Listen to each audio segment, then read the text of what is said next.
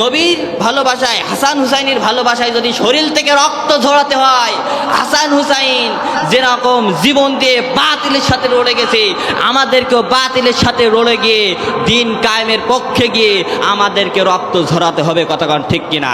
সুতরাং আইয়ুব নবীর গায়ে যখন পোকা হইল, পোকা হয়ে সমস্ত শরীরে পোকা হইল, 18 বছর পর্যন্ত হয়ে গেল।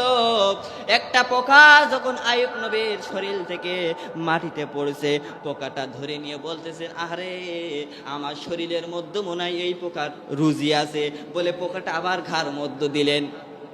সমস্ত শরীর পোকা, পোকার পোকা, অর্থাৎ জীবের মধ্যে যখন, জিহ্বার মধ্যে যখন পোকা হইল, তখন আইয়ুব নবী আল্লাহর কাছে হাত উঠে বলে, আল্লাহ, আমার সমস্ত শরীরে পোকা ছিল, কোনো দুঃখ ছিল না, আমি কোনোদিনও তোমার কাছে চাইনি যে আল্লাহ আমারে মাফ করো, কারণ তুমি তো দেখতাছো, কিন্তু আল্লাহ আমার যে জবানের ভিতরে জিহ্বার মধ্যে পোকা হয়েছে, আমি তোমারে শুকরিয়া কেমনে আদায় করব?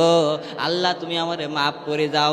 যখন দোয়া করলো, 18 বছর পরে আইয়ুব নবীকে যখন দোয়া করলো, আল্লাহ পাক রব্বুল আলামিন আসমান থেকে জিবরাইল আলাইহিস সালামকে পাঠিয়ে জান্নাতের পানি দ্বারা তাকে গোসল করাই দিল। সঙ্গে সঙ্গে সমস্ত শরীরের পোকাগুলো ধুয়ে পড়ে গেল এবং আইয়ুব আলাইহিস সালাম ভালো হয়ে গেল। এই দিনটাও কোনো যেন তেন দিন ছিল না, এই দিনটাও ছিল 10 মুহররম, আশুরার দিন। জোরে চিৎকার দিয়ে বলা যাবে কি সুবহানাল্লাহ।